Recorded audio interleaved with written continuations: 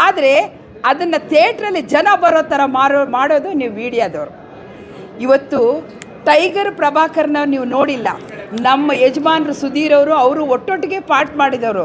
ಆ ಟೈಗರ್ ಪ್ರಭಾಕರ್ ಬಂದು ಆ ಬಾಡಿ ಹಿಡ್ಕೊಂಡು ಹಿಂಗೆ ನಿಂತ ಅಂದರೆ ಜನ ತಮಗೆ ಗೊತ್ತಿಲ್ಲದೆ ಚಪ್ಪಾಳೆ ತಡ್ತಾನೇ ಇರೋರು. ಅವರನ್ನು ನೀವು ನೋಡಿಲ್ಲ. ಸೊ ಅವ್ರ ಮಗ ಇವತ್ತು ಬಾಡಿ ಹಿಡ್ಕೊಂಡು ನಿಂತ ಅಂತಂದರೆ ಟೈಗರ್ ಪ್ರಭಾಕರ್ ಬಂದಿದ್ದಾರೆ ಅಂತ ಮತ್ತೆ ಒಂದು ಸರಿ ಎಲ್ಲರಿಗೂ ಜ್ಞಾಪಕ ಬರ್ತಾ ಇದ್ದಾರೆ. ಅದ್ಭುತವಾಗಿ ಪಾತ್ರ ಮಾಡಿದ್ದಾನೆ. ಮಾವಿನ ಮರದಲ್ಲಿ ಮಾವಿನ ಹಣ್ಣೆ ಹುಟ್ಟೋದು, ಪ್ರಭಾಕರ್ ಹೊಟ್ಟೆಯಲ್ಲಿ ವಿನೋದ್ ಪ್ರಭಾಕರೇ ಹುಟ್ಟೋದು. ಅವ್ರ ಪಾತ್ರಗಳನ್ನೆಲ್ಲ ನಾವು ನೋಡಿದ್ದೀವಿ. ಆ ಅಣ್ಣ ನಡೆಯೋದು, ಆ ಅಣ್ಣ ಊಟ ಮಾಡೋ ಸ್ಟೈಲು ಎಲ್ಲ ನಮಗೆ ಗೊತ್ತು. ಸೊ ಇವತ್ತು ಅವನಿಗೆ ಗೊತ್ತಿಲ್ಲದೆ ಆ ಜೀನ್ಸ್ ಅವನಲ್ಲಿ ಕಾಣ್ತಾ ಇದೆ. ಅದ್ಭುತವಾದ ನಟ ಆಗ್ತಾ ಇದ್ದಾನೆ. ಸೊ ಅವರಿಗೆಲ್ಲ ನೀವು ಮೀಡಿಯಾದವರು ಸ್ಫೂರ್ತಿ ಕೊಟ್ಟು ಟಾನಿಕ್ ಕೊಟ್ಟು ಅವ್ರನ್ನ ಬೆಳೆಸಬೇಕು.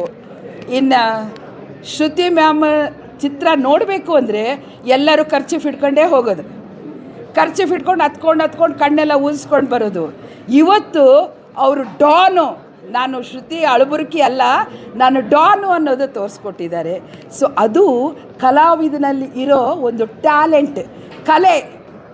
ಅದಕ್ಕೆ ಯಾವ ಶಕ್ತಿನೂ ಬೇಕಾಗಿಲ್ಲ. ಅದಕ್ಕೆ ಕಲಾವಿದರನ್ನ ಎಲ್ಲರೂ ಗಂಧರ್ವರು ಅಂತ ಕರೀತಾರೆ. ಇವರೆಲ್ಲ ಗಂಧರ್ವರು. ಇನ್ನು ನಮ್ಮ ಸೊಸೆ ಬಗ್ಗೆ ನಾನೇನು ಹೇಳಬೇಕಾಗಿಲ್ಲ. ಮುದ್ದಾಗಿರೋ ಮುದ್ದುಗಿಣಿ. ಅವಳಿಗೂ ದೇವರು ಒಳ್ಳೇದು ಮಾಡಲಿ. ಅದರಲ್ಲಿ ಸಮುದ್ರ ಪಾಠ ಮಾಡಿದವರು ಎಕ್ಸ್ಟ್ರಾಆರ್ಡಿನರಿ ಮಾಡಿದ್ದಾರೆ.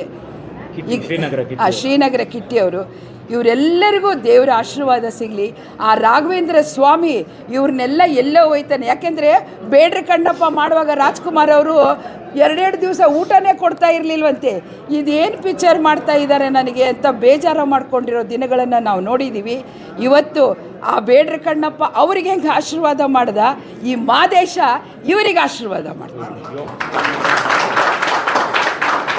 ಅದಕ್ಕೆ ಮಾದೇಶನಿಗೆ ಜೈವಾಗಲಿ ಜೈವಾಗಲಿ ಜೈವಾಗಲಿ.